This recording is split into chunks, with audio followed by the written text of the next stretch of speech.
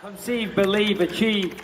This is former UFC middleweight champion of the world, Michael Bisping. Paddy the Baddy here. You're listening to Combat Sports UK. And you're watching Combat Sports UK. Hi everybody, welcome back to Combat Sports UK YouTube channel. It's Taylor Collard here, and I'm joined by Octagon's newest British signing, Ammari Diedrick. Ammari, how are you, mate?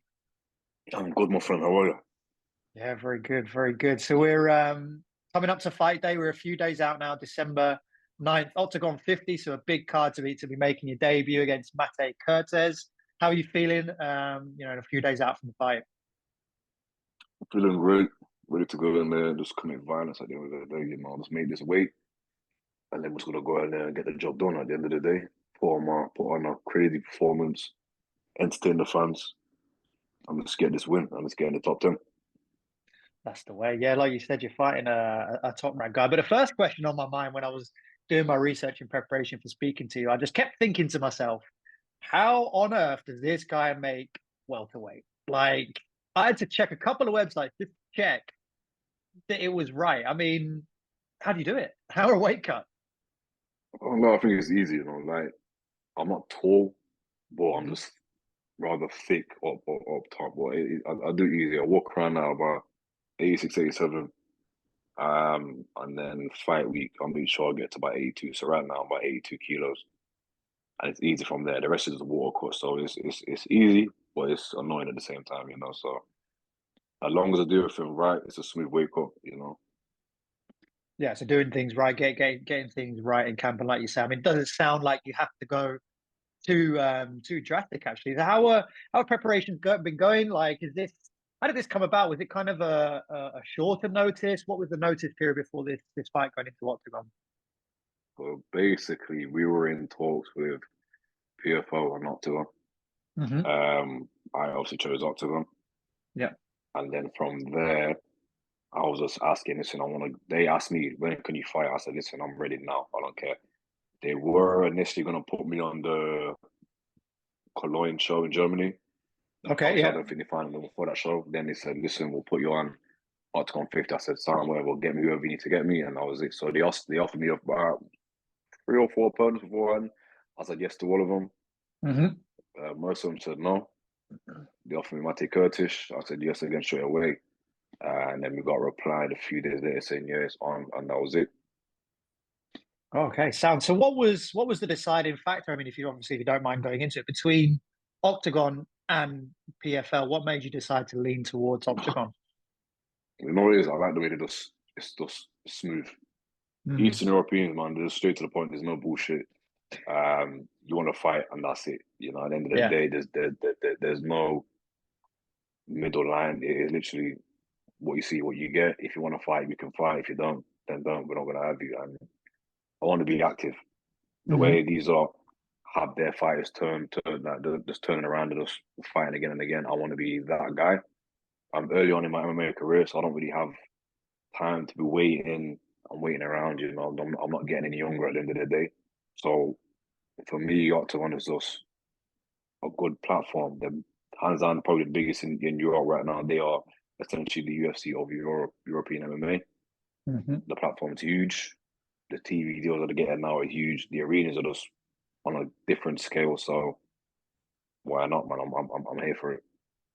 Yeah, and I think it's a really interesting decision. I mean, I was at that Cologne event, and it was incredible. I mean, they packed out 18,500, so it's massive. I mean, for you, I mean, you're stepping up from levels fight league, and you're jumping in and with number 7 in the division. How much of I mean, you mentioned there was a couple of fights you accepted, but how much of a compliment is that to your skills that they're putting you in with somebody so highly ranked on your Octagon debut?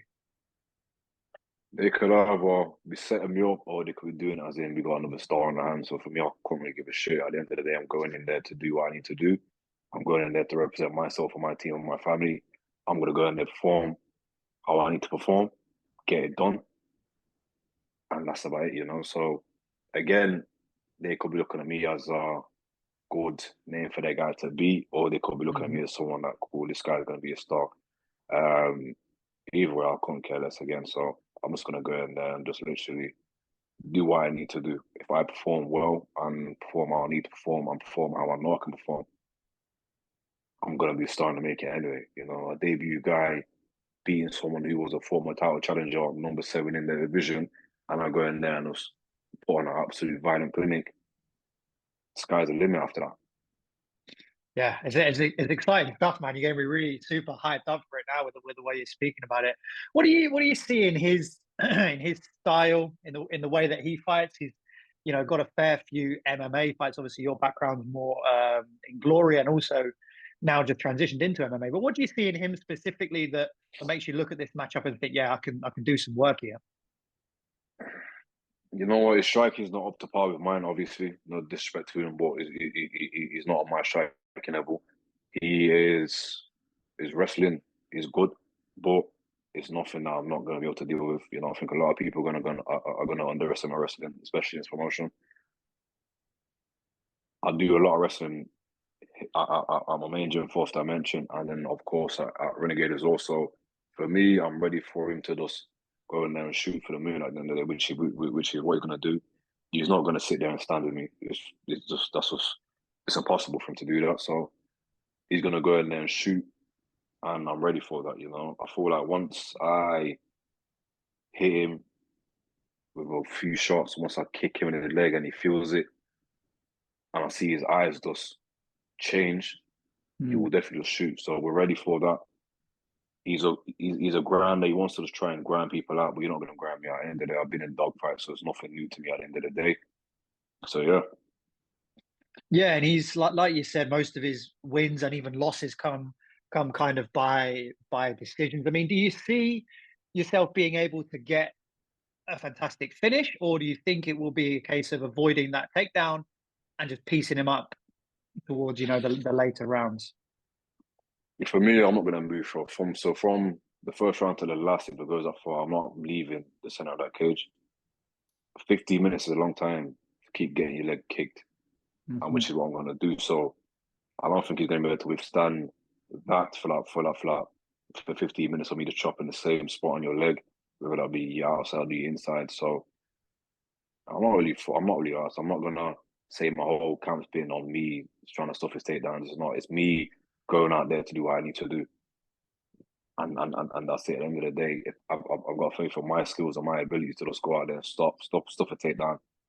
If I need to wrestle, I'll wrestle. If not, I'm gonna stand there and just be absolutely violent and just try and hurt you in really, really crazy ways. So that's the game plan for me. Just go out there and be violent and vicious and brutal with what I do. This is a game plan of violence. So That's literally it. when you look back at your MMA career so far, what are your reflections? I mean, we've got mostly finishes in there. We've got a split decision and just the one loss. Obviously, what are your reflections kind of since transitioning from kickboxing into MMA? For me, it's just been about making sure I can bring my style of forward pressure into MMA. You know, there's always going to be a lot of guys saying, "Nah, you can't fight how you did in kickboxing and MMA." Well, I'm making sure I can do that. You know, I'm here to just bring it back to the old ways where we have wars and we just are violent and vicious in what we do. Whereas a lot of guys nowadays just want to run away, score points, and us. I don't know. Whereas me, I'm not really interested in do that. I want to be violent in what I do and just entertain the fans and win the crowd. You know, so as long as I can bring my style through my happy day, which I feel like is what I've done. You know, when my first fight in Aries, when I fought a Russian kid, I made sure I was just bringing my forward pressure style and just being in the center of the cage. Same again in my fights on levels as well. So yeah, but I feel like at the same time I've then also showcased a bit of grappling, a bit of wrestling, a bit of just me progressing throughout the grappling side of things as well. So same this fight, I'm just gonna go in there, do what I need to do, and just showcase a bit of wrestling if I have to. If I don't, happy days. But if I do, I'll showcase it. So really talking about kind of rounding out those skills. And is that something you'd always done, even when you were kickboxing? Were you looking at that transition to MMA and kind of starting to sharpen those tools as you were going through your kickboxing career? Yeah, it's the same again. I feel like you just got to find your style. It's sort of like everyone hits pads the same. Everyone kind of does the same drills, but you have to find what works for you. you know. So for me, my style is heavy hands and leg kicks, and I've gone through my career trying different things, trying to have this style, that style. But be and end all is I'm a forward pressure guy who is good at hand combinations and chopping your leg off. So now, coming from Thai boxing and kickboxing, I've then got to the showcase that within MMA now. You know, whatever level it is, whether it be OKTAGON, UFC, or whatever platform I'm gone. That's what it's going to be now. Yeah, we're seeing that kind of. It's almost like the era of the transitioning kickboxers is kind of coming around a bit. I mean, you look at Alex Pereira, obviously, is the biggest one in the UFC, but also Cedric Doumbé with what he did in the PFL earlier this year. Do you feel like that's becoming a really good base now for MMA? Because you're seeing these guys deal with the wrestlers as well, right? Deal with the wrestlers like you're talking about and like you're facing. So what's your thoughts on that? I feel like for us, we're not really scared of getting hit. Whereas a wrestler, yes, they've got amazing wrestling and whatnot, but they are scared of getting hit. Hence why they're a wrestler. You know, there's no disrespect to them, but you're a wrestler, so you've not been hit, you've not been kicked how we've been hit and how we've been kicked. So for us, we've got an edge when it comes to that. We've got an edge when it comes to obviously throwing the strikes and whatnot. So yeah, having a base in it, you always need that. You can have a good base in boxing as well, but kickboxing and Thai boxing is what I feel you need more. I feel like you can learn wrestling as you go along, you know. But some people probably say, "No, you need more of a wrestling base." But me personally, I feel like you need more of a striking base, and you can learn wrestling as you go along. Purely because wrestling on the mat isn't the same how you're going to wrestle in the cage. Cage wrestling, MMA grappling is completely different to wrestling just on the mat, you know. And I feel like if you are somewhat behind on your striking, it's a lot. Yeah, when you talk about that, I mean one of the key kind of proponents of that is Leon Edwards, who obviously you've got experience training with. What was that experience like training with Team Renegade and Leon? And obviously, you know, he's got a really good base in seemingly everything. So how was that experience for you? It's good for me, you know. My striking is on par no matter what, so I go there for the grappling side of things, you know, the wall wrestling, and it's amazing going there and doing the wall wrestling with those guys. You learn a lot of things. You see how much you've progressed as an athlete. You know, if I can hold my own against Leon and Fabian, who are the elite of the elite, and therefore I'm doing the right things, you know. So when I go there, I'll just go there to kind of test my skills, see how much I progress with my training back here at fourth dimension. And then I go there and say, listen, yes, you know what? If I can hold this guy down for about 10 seconds, I can hold my opponent down for 20 or 25 seconds. That's how I look at it. So yeah, when I go there, it's just constant learning. You know, the knowledge is always there.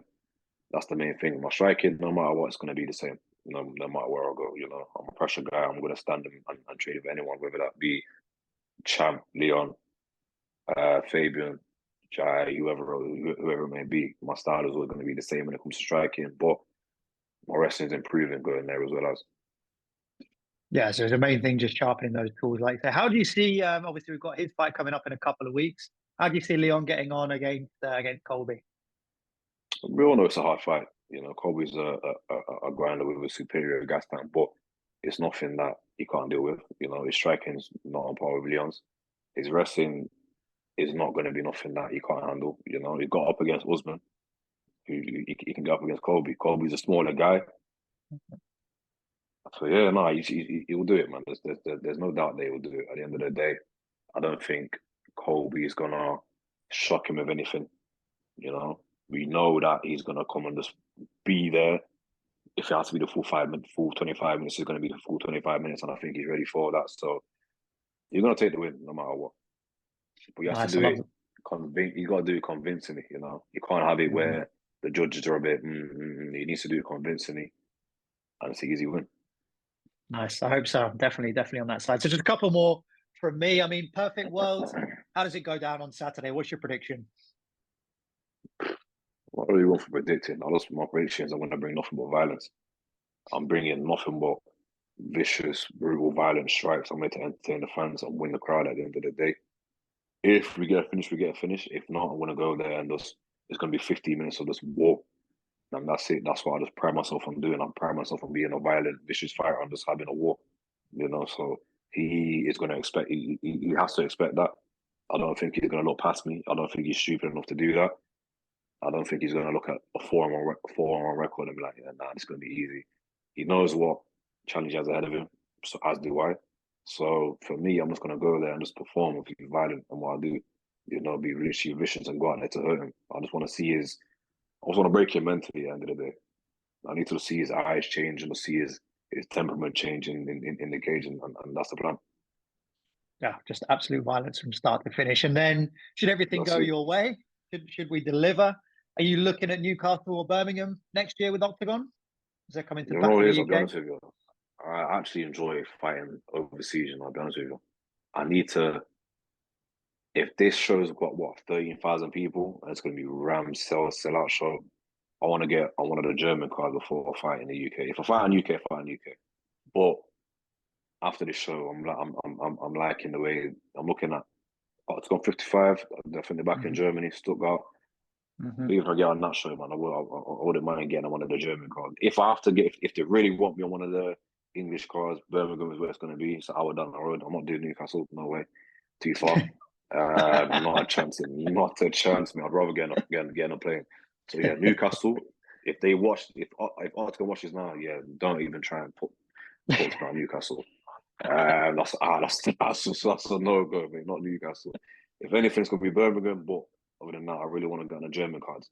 I want to see what Germany's like, man. Feel that crowd. Like I said, they had the sellout show in Cologne not long ago. So yeah, who knows, man? They can have another one in Stuttgart. Yeah, like I can definitely speak to that because I live in Germany, so I go to all the Octagon German cards. So I've done Oberhausen, Frankfurt, and Cologne. And even though Frankfurt was half the size of Cologne, it's ridiculous. It's really ridiculous. Crazy, yeah. The support they get out there is just crazy. I'm thinking, yeah, I need to feel that. I know the Czech fans are going to bring crazy energy as well. So yeah, I'm enjoying it, man. It's Europe's biggest promotion right now, so I want to feel where they really sell out. UK's a new market for them, so there's no rush to be there. We're still building, and I feel like once we build up overseas, we can then easily finish over in UK. So for me, yeah, I need one of them German cards, 100%. Yeah, that'd be sick, and I'd absolutely love to see you in action in person. So I'll be asking the Octagon gods for that as well. Listen, mate, I'll give the final word to you. Any sponsors or any shout outs or anything like that you want to make just towards the end now? Well, shout out to my team, Fourth Dimension, as always, man. Renegade, all my sponsors, Blue Wave Security, Pear Tree Inn, OG. Who else we got? We got flipping Burgerwood UK. So again, thank you to all my sponsors, my teammate, of course. And December the 9th, tune in, Channel 4, The Zone, Octagon TV, and we'll bring nothing but violence. There you go. I mean, the man with the game plan of violence. That is Always, Ammari man, Diedrick. Like you said, Saturday night, December 9th, Channel 4 online, Octagon TV, and The Zone days and whatever you call it if you're out in Europe and the US and Canada. Octagon 50 versus the number 7 ranked Mate Kertesz. The best of luck from everyone here at Combat Sports UK. Ammari, thank you very much for your time, mate. Thank you, bro. Much appreciated, bro. It was a pleasure.